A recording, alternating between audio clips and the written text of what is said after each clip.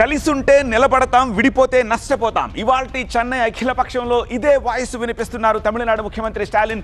జనాభా ప్రాతిపదికన లోక్సభ నియోజకవర్గాల పునర్విభజన చేస్తే దక్షిణాదితో పాటు కొన్ని రాష్ట్రాలకు ఎంత నష్టం జరుగుతుందో ఆయన చెప్పుకొస్తున్నారు. దానికి సంబంధించిన బ్రేకింగ్ చూస్తున్నాము. తమిళనాట ప్రస్తుతం 39 ఎంపీ సీట్లున్నాయి. ఇప్పుడు చేపట్టే జనాభా లెక్కల ఆధారంగా సీట్లు ఖరారు చేస్తే తమిళనాడులోనే 8 నుంచి 12 సీట్లు తగ్గిపోతాయని ఆందోళన వ్యక్తం చేశారు స్టాలిన్. రాష్ట్రాల హక్కులు తగ్గిపోతాయని రాజకీయంగానూ వాయిస్ వినిపించే పరిస్థితి ఉండదని కూడా గుర్తు చేస్తున్నారు. ఇక్కడే మణిపూర్ అంశాన్ని ప్రస్తావించారు స్టాలిన్. 2 ఏళ్లుగా మణిపూర్ తగలబడిపోతున్నా ఎవరూ పట్టించుకోవట్లేదని, రాజకీయంగా వాళ్లకు సరైన బలం లేకపోవడం వల్లే మణిపూర్ హింస ఎవరికీ పట్టట్లేదని అన్నారు. ఉత్తరాదిన సీట్లు పెరిగి దక్షిణాదిన సీట్లు తగ్గితే ఇలాంటి పరిస్థితే వస్తుందని, అంతా ఐక్యంగా డీలిమిటేషన్పై போராடாలని పిలుపునిచ్చారు ఆయన. மக்கள் தொகையை பல்வேறு சமூக நல திட்டங்கள் மூலமாக கட்டுப்படுத்திய நம்மை போன்ற மாநிலங்கள் அதன் காரணமாக நாடாளுமன்ற தொகுதியின் எண்ணிக்கையில் நமது பிரதிநிதித்துவத்தை அதிகம் இழக்க நேரிடும். எனவேதான் இதனை நாம் கடுமையாக ஆணித்தரமாக எதிர்க்க வேண்டிய காலகட்டத்தில் இருக்கிறோம். தற்போதைய மக்கள் தொகை அடிப்படையில் தொகுதி மறுசீரமைப்பை ஏற்றுக்கொள்ள முடியாது என்பதில் நாம் அனைவரும் உறுதியாக இருக்க வேண்டும்.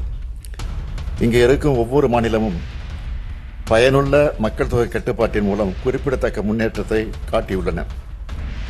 இத்தகைய மாநிலங்களை தண்டிப்பதாக இந்த நடவடிக்கை இருக்கப் போகிறது. மக்கள் பிரதிநிதிகளின் எண்ணிக்கை குறைவதன் மூலமாக நமது எண்ணங்களை சொல்வதற்கான வலிமை குறைகிறது.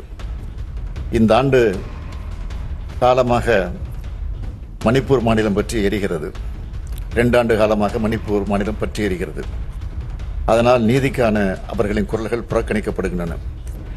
ஏனென்றால் நாட்டின் கவனத்தை ஈர்க்க அவர்களுக்கு அரசியல் வலிமை இல்லை.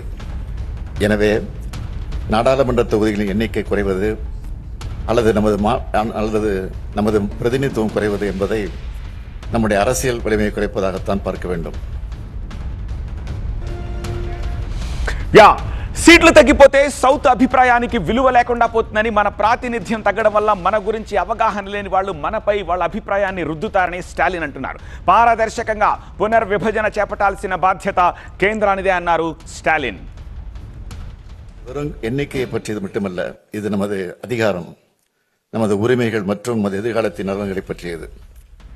பிரதிநிதித்துவம் குறைந்து வருவதால் நமது மாநிலங்கள் நமக்கு தேவையான நிதியை பெறுவதற்கு கூட போராட வேண்டி வரும். நமது விருப்பமில்லாமல் நமக்கான சட்டங்கள் வடிவமைக்கப்படும்.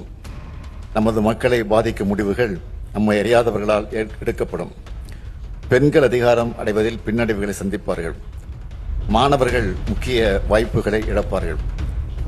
உழவர்கள் ஆதரவின்றி பின்தங்குவார்கள். நமது பண்பாடு, அடையாளம் மற்றும் முன்னேற்றம் ஆபத்தை சந்திக்கும். காலங்காலமாக நாம் போற்றி பாதுகாத்து வரும் சமூக நீதி பாதிக்கப்படும். குறிப்பாக பட்டியலின பழங்குடி மக்கள் அதிகம் பாதிக்கப்படுவார்கள். தொகுதியில் எண்ணிக்கை குறைத்து அதை அனுமதித்தாலோ அல்லது நமது மாநில பிரதிநிதித்துவத்தை குறைக்க அனுமதித்தாலோ நம் சொந்த நாட்டில் நாமே அரசியல் அதிகாரம் இழந்த குடிமக்களாக மாறும் அபாயம் ஏற்படும். చెన్నైలో జరుగుతున్న అఖిలపక్ష సమావేశానికి కాంగ్రెస్ పాలిత రాష్ట్రాల నుంచి Telangana CM Revanth Reddy, Karnataka deputy CM DK Shivakumar హాజరయ్యారు. కేరళ సీఎం విజయన్, అలాగే పంజాబ్ సీఎం భగవంత్ మన్ కూడా మీటింగ్కి వచ్చారు. బీఆర్ఎస్ నుంచి కేటీఆర్ సహా ఆ పార్టీ నేతలు 3 ఈ మీటింగ్కి హాజరయ్యారు.